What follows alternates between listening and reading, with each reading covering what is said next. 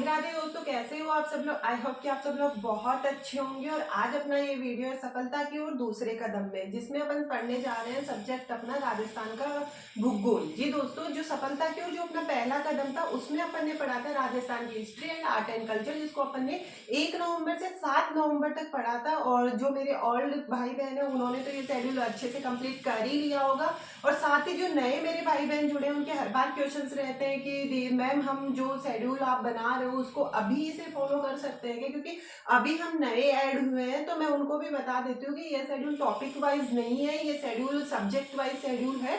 और अगर आप इस शेड्यूल को फॉलो करना चाहते हो तो आप इसी सब्जेक्ट से फॉलो कर सकते हो, क्योंकि जो शेड्यूल में लास्ट शेड्यूल में अपना सब्जेक्ट छूट चुका है उसको हम रिवीजन में ले लेंगे, तो कोई दिक्कत वाली बात नहीं है। आप इस शेड्यूल को भी कर सकते हो फॉलो। और इस शेड्यूल की जो भी पीडीएफ आपको चाहिए या इससे रिलेटेड जो भी मटेरियल चाहिए तो आपको R S web Telegram channel को ज्वाइन कर लीजिए और वहीं पे आपको वो मिल जाएगा। साथ ही दोस्तों मैं आपको बता देती हूँ कि ये जो शेड्यूल है वो राजस्थान के भूगोल का शेड्यूल है। और जिसमें मैंने जैसे लास्ट शेड्यूल को एनालिसिस किया था उसी तरह मैंने इस सब्जेक्ट को भी एनालिसिस किया है। तो उसमें 2013 से लेके 2023 तक जितनी भी अपनी वैकेंसीज लगी है, मतलब जो आरएस की, उसमें मैंने जब subject wise topic wise analysis किया तो लगभग 14 क्वेश्चन एवरी एग्जाम्स में बने। सिर्फ 2018 की जो आरएस की वैकेंसी थी उसमें 17 क्वेश्चन इस सब्जेक्ट से आए थे। अदरवाइज सभी वैकेंसीज में सभी एग्जाम में आरएस की में इसमें 14 क्वेश्चंस आते रहते हैं। तो ये सब्जेक्ट भी अपना राजस्थान ज्योग्राफी वाला बहुत अच्छा सब्जेक्ट है जिस जो अपन ये 14 क्वेश्चंस कवर करवाएगा। तो दोस्तों इसीलिए मैंने इस सब्जेक्ट को शेड्यूल 2 में डाला है। तो दोस्तों मैं आपको इस वीडियो में एक और चीज बताने जा रही हूँ कि अब मैं जो राजस्थान ज्योग्राफी की पढ़ेंगे उसको मतलब कि 3 मैप में, मतलब कि 3 मैप में कैसे कन्वर्ट कर ले, उस ज्योग्राफी को 1 घंटे में रिवीजन कैसे कर ले, ये चीजें मैं आपको बताऊंगी वीडियो के आगे। क्योंकि अभी मैं आपको एक्सप्लेन करने जा रही हूँ अपना जो सफलता की और सेकंड कदम का जो सिलेबस है।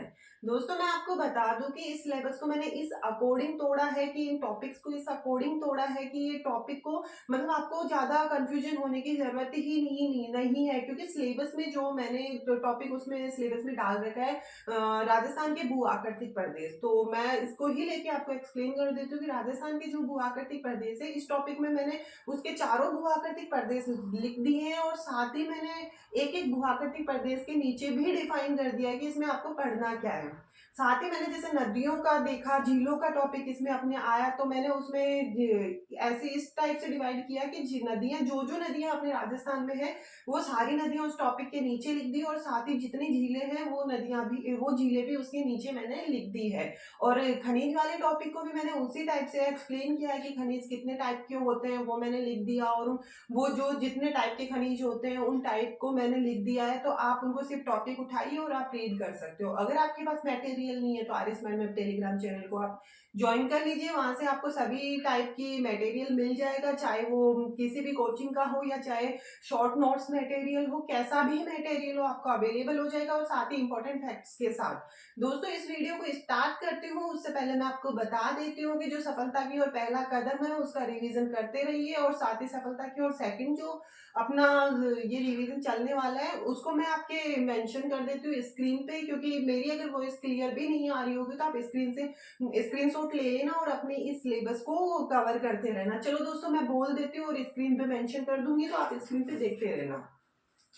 दोस्तों राजस्थान के भूगोल को अपन पढ़ेंगे 7 नवंबर से लेके 8 नवंबर से लेके 12 नवंबर तक, जिसमें से 8 नवंबर 9 नवंबर और 10 नवंबर को अपन करेंगे अपने टॉपिक्स को कवर। और साथ ही उसका करेंगे टॉपिक्स वाइज एमसीक्यूज। और फिर उसके बाद में 11 नवंबर को अपन करेंगे अपना रिवीजन जो अपन ने लास्ट पढ़ लिया है। और 12 नवंबर को अपन करेंगे स्प्रिंग बोर्ड सम्यंग booster and Allen coaching centre की टेस्ट सीरीज, जो भी अपने शेड्यूल का सब्जेक्ट है सिर्फ और सिर्फ उसकी। चलो दोस्तों अपन स्टार्ट करते हैं। राजस्थान का जो भूगोल है उसका जो फर्स्ट टॉपिक होगा राजस्थान के भू आकृतिक प्रदेश। राजस्थान के भू आकृतिक प्रदेशों को 4 भागों में डिवाइड किया गया है, जिसमें पश्चिमी मरुस्थलीय प्रदेश, अरावली पर्वतीय प्रदेश, पूर्वी मैदानी प्रदेश, दक्षिणी पूर्वी पठारी प्रदेश और हाडोती का पठार को इसको कन्वर्ट किया गया है। तो आप इसको देख लेना, इस टाइप से आपको इसको पढ़ना है। जिसमें मैं बता देती हूँ कि जो पश्चिमी मरुस्थल है पश्चिमी मरुस्थल में विशाल मरुस्थल या रेतीला शुष्क मैदान जो है और राजस्थान बांगर या अर्ध शुष्क मैदान, इसको दो भागों में डिवाइड किया गया है। और पश्चिमी जो रेतीला शुष्क मैदान है उसको बालू का स्तूप युक्त प्रदेश और बालू का स्तूप मुक्त प्रदेश में इसको बांटा गया है। साथ ही राजस्थान बांगर या अर्ध शुष्क जो मैदान है उसको 4 भागों में डिवाइड किया गया है। घग्गर का मैदान, लूनी बेसिन, शेखावाटी और नागौरी उच्चभूमि। और सेकंड जो राजस्थान के भूआकृतिक प्रदेश का जो टॉपिक रहा है, राजस्थान पर्वतीय प्रदेश, उसको 4 भागों में विभाजित किया गया है। और उत्तरी पर्वतीय, पूर्वी में अरावली प्रदेश, मध्य अरावली प्रदेश, दक्षिणी अरावली प्रदेश और आबू पर्वत खंड। दोस्तों थर्ड पॉइंट अपने भूआकृतिक प्रदेशों का रहा है वो है पूर्वी मैदानी प्रदेश, जिसमें चंबल बेसिन, बनास बेसिन, छप्पन मैदान और बाणगंगा बेसिन इसमें की गई है और यही टॉपिक आपको पढ़ने हैं। चौथा अपना भूआकृतिक प्रदेश रहेगा दक्षिणी पूर्वी पठारी प्रदेश, जिसको हाड़ौती पठार के नाम से भी जाना जाता है, और विंध्य प्रकार भूमि और दक्कन लावा पठार इसमें अपन पढ़ेंगे। सिलेबस के शेड्यूल का अपना सेकंड टॉपिक रहने वाला है राजस्थान की जलवायु एवं जलवायु की प्रमुख विशेषताएं। तो राजस्थान की जलवायु को प्रभावित करने वाले कारक अपन इस टॉपिक में पढ़ेंगे। साथ ही राजस्थान की जलवायु प्रदेशों को अपन इसमें पढ़ेंगे। राजस्थान में ऋतुएं पढ़ेंगे, जो अरब सागर और बंगाल की खाड़ी की जो मानसून से है वो वाली, और साथ ही कोपेन का वर्गीकरण और विश्व का जो टिवाठा का वर्गीकरण है वो अपन जलवायु के इसमें पढ़ेंगे। साथ ही दोस्तों अपने सिलेबस का राजस्थान ज्योग्राफी का थर्ड पॉइंट आने वाला है राजस्थान की प्रमुख नदियां व झीलें। नदियों में मैंने प्रमुख 10 नदियां लिख दी है जो आपको इस टॉपिक में पढ़ना है। माही नदी, लूनी, साबरमती, अनाश, जाखम, पार्वती, बाणगंगा, बनास, काली सिंध और बेड़च नदी। साथ ही झीलों में अपन पढ़ने जाएंगे पिछोला, फतेह सागर, जयसमंद, पुष्कर, दूध तलाई, माना सागर झील, सांबर शाल्ट लेक, आना सागर झील, जड़सीसर झील और राजसमंद झील। दोस्तों मैंने इसको डिफाइन किया, इसी अकॉर्डिंग आपको भी इसी नंबर से पढ़ना है। साथ ही दोस्तों ज्योग्राफी को तो जैसे मैं आपको आगे बता ही दूंगी कि मैपिंग के अकॉर्डिंग पढ़ना है। और चौथा सिलेबस का पॉइंट अपना होने वाला है राजस्थान की प्राकृतिक वनस्पति एवं मृदा। राजस्थान में पाई जाने वाले प्रमुख मृदाओं को मैंने इसमें तोड़ा है और उसमें मैंने लिखा है लाल मृदा, भ्रूरी मृदा, रेतीली मृदा, खारी लवणीय मृदा, मध्यम काली मृदा, लाल पीली मृदा और लाल दोमट मृदा। और इसी टॉपिक का सेकंड पार्ट में इसमें है कि वनस्पति कौन कौन सी है। तो वनस्पति में उष्ण कटिबंधीय वनस्पति, शुष्क पर्णपाती वनस्पति, उष्ण कांटेदार वन, और जो प्रशासनिक दृष्टि से आरक्षित और संरक्षित जो वनों को डिवाइड किया गया है वो वन आपको भी इसमें पढ़ने हैं। साथ ही झाड़ियां, खेजड़ी वगैरह, रोहिड़ा जो इसमें आते हैं अन्य में, वो भी आपको पढ़ने हैं, क्योंकि कई बार पूछ लिया जाता है इनमें से क्वेश्चन। राजस्थान की प्रमुख फसलें।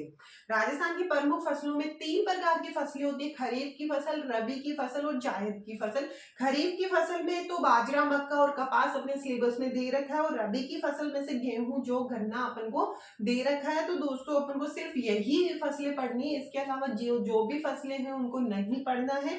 और सिलेबस के अकॉर्डिंग राजस्थान ज्योग्राफी का छठा पॉइंट रहेगा अपना राजस्थान के प्रमुख उद्योग। राजस्थान के प्रमुख उद्योगों में अपन पढ़ेंगे सूती वस्त्र उद्योग, कांच उद्योग, सीमेंट उद्योग, रासायनिक उद्योग, इन सभी उद्योगों को अपन को इसमें पढ़ना है। साथ ही सेवेंथ टॉपिक अपना रहने वाला है राजस्थान की प्रमुख सिंचाई परियोजनाएं व जल संरक्षण तकनीकी।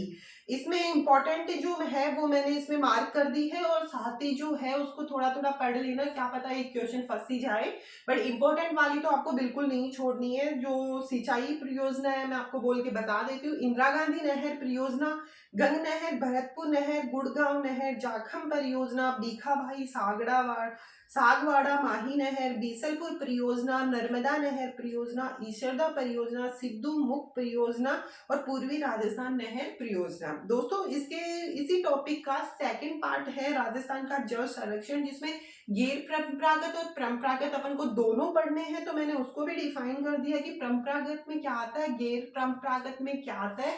वो चीज आपकी स्क्रीन पे चल रही होगी, आप वहां से देख लेना और उसका स्क्रीनशॉट ले लेना। दोस्तों अपना सिलेबस का 8वां पॉइंट होगा जनसंख्या। जनसंख्या में अपन को पढ़ना है वृद्धि, घनत्व, साक्षरता, लिंगानुपात वगैरह वगैरह। और साथ ही 9वां जो पॉइंट है अपना वो रहेगा धात्विक खनिज वाला, जिसमें धात्विक, अधात्विक और ऊर्जा खनिज अपन को पढ़ने हैं। धात्विक खनिज में लोहा और लोहे आते हैं, और अधात्विक में उर्वरक आते हैं, पत्थर आते हैं, विद्युत उपयोगी आते हैं, जो मैंने इसमें एक्सप्लेन किया है, आप इसको देख लेना। और ऊर्जा खनिज में तो आपको पता ही है, ईंधन, प्राकृतिक गैस वगैरह आती है, तो आप स्क्रीनशॉट ले लेना पीडीएफ में, और इसी के अकॉर्डिंग आपको ये टॉपिक्स कवर करने हैं। 10वां टॉपिक अपना आने वाला ऊर्जा संसाधन। ऊर्जा संसाधन में भी खनिजों की तरह परंपरागत और गैर परंपरागत दो प्रकार के पढ़ने हैं। परंपरागत में जल विद्युत, तापीय विद्युत और आणविक ऊर्जा आती है, और गैर परंपरागत में ऊर्जा सौर ऊर्जा, पवन ऊर्जा, बायोगैस, बायोमास, ज्वारीय तरंग ऊर्जा और भूतापीय ऊर्जा आती है।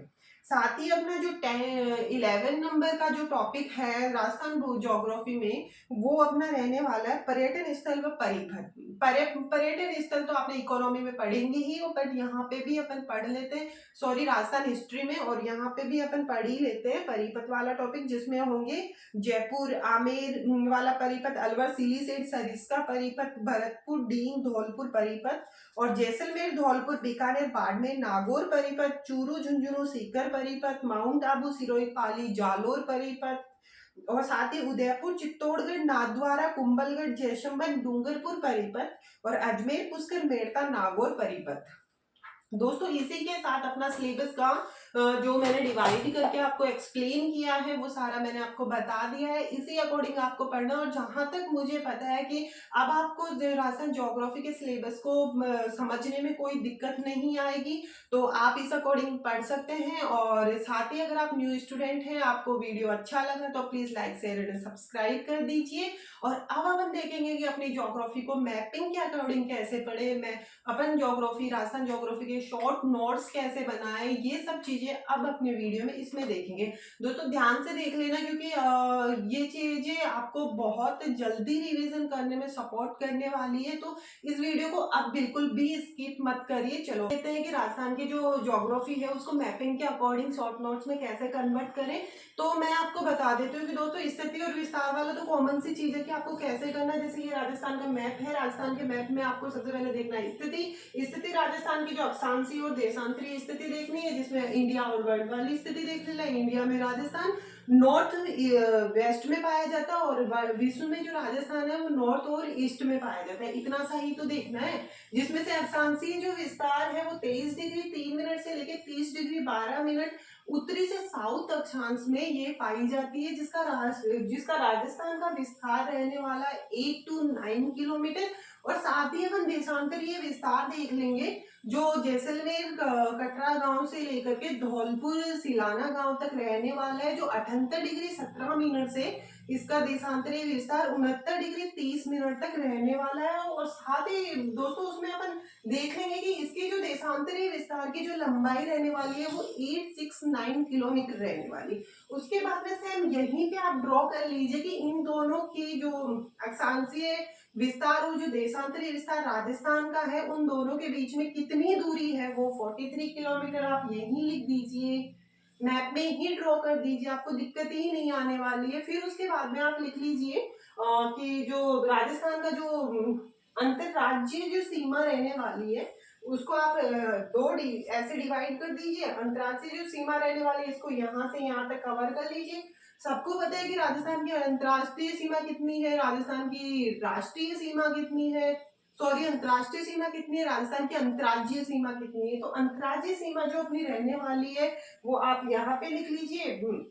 जितने राज्यों में है, जैसे पंजाब, हरियाणा, यूपी, एमपी और गुजरात को टच करती है उनके नाम लिख लीजिए। और साथ ही कितने कितने एरियाज को टच करती है, सबसे लंबी सीमा कौन से राज्य को छूती है, वो सब इसी में लिख लीजिए।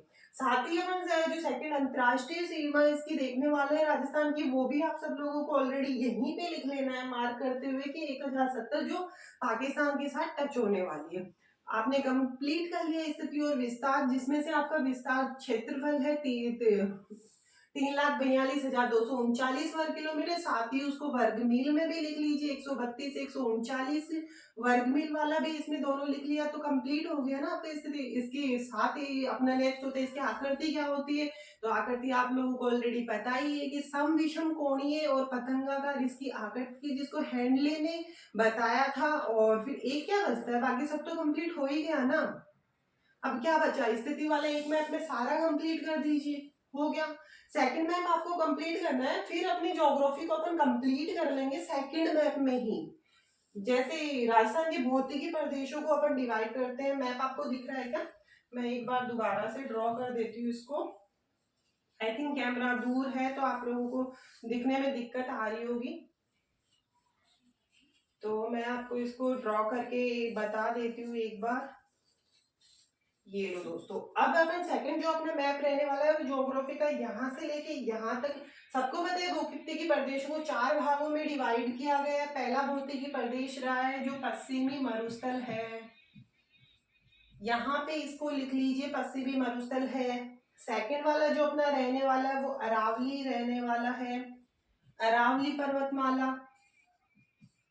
थर्ड अपना जो है वो पूर्वी मैदान है, उसको ऐसे लिख लीजिए आप। और जो फोर्थ वाला है अपना हाड़ौती का पठार रहने वाला, जो दक्षिण पूर्वी पठारी के नाम से जाना जाता है, हाड़ौती का पठार। सब्र रखिए दोस्तों, धीरे धीरे बताऊंगी, बट अच्छे से एक्सप्लेन करके बताऊंगी, आपको चिंता करने वाली बिल्कुल भी बात नहीं है। आपको यहीं की यहीं मैं बता दूंगी कि कैसे कैसे अपन को इसको मैप के अकॉर्डिंग ज्योग्राफी को कन्वर्ट करके चुटकियों में कवर करना है। और पश्चिमी मरुस्थलीय प्रदेश, पश्चिमी मरुस्थलीय प्रदेश को यहीं पे लिख लो कि 2 भागों में डिवाइड किया गया है, शुष्क वाला और अर्ध शुष्क वाला। उसको यहीं पे ऐसे ड्रॉ कर लीजिए, हो गया। 2 भागों में डिवाइड हो गया। इसमें बालू का स्तूप युक्त होता है और बालू का स्तूप मुक्त होता है, यहीं पे लिख दीजिए उसको। इसमें वो भी लिख दीजिए, इसमें क्षेत्रफल कितना होता है, इसमें जनसंख्या कितनी होती है, इसमें मृदा कौन सी पाई जाती है, इसमें जलवायु कौन सी पाई जाती है, इसमें वनस्पति कौन सी पाई जाती है, इसमें इसका जो ढाल है वो कौन सी नदी के द्वारा होता है, वो नदी यहाँ पे लिख दीजिए। जो अर्ध शुष्क वाला जो मैदान है, अर्ध शुष्क जो मरुस्थलीय प्रदेश है, सॉरी अपना अर्ध शुष्क प्रदेश को भी 4 भागों में डिवाइड किया गया था, वो यहीं पे लिख दीजिए ना कि नागौरी उच्च भूमि, शेखावाटी प्रदेश, साथ ही लूनी बेसिन वाला, और वो यहीं पे कंप्लीट हो जाएगा। फिर साथ में अपने अरावली वाला देख लीजिए, अरावली को भी यहीं पे 3 भागों में डिवाइड कर दीजिए। साउथ मतलब दक्षिणी अरावली, मध्य अरावली एंड उत्तरी अरावली। उत्तरी अरावली में जितनी भी चोटियां आती है वो चोटियां यहीं पे लिख लीजिए। मध्य अरावली में जितनी भी चोटियां आती है वो सारी चोटियां यहाँ लिख लीजिए। सेम प्रोसेस के साथ ऐसे ही दक्षिणी अरावली की चोटियां लिख लीजिए। सबसे ऊंची चोटी कौन सी होती है, सेकंड नंबर की ऊंची चोटी कौन सी होती है, और साथ ही आप यहाँ पे ये भी लिख लीजिए कि सर्वाधिक वर्षा वाला क्षेत्र कौन सा है।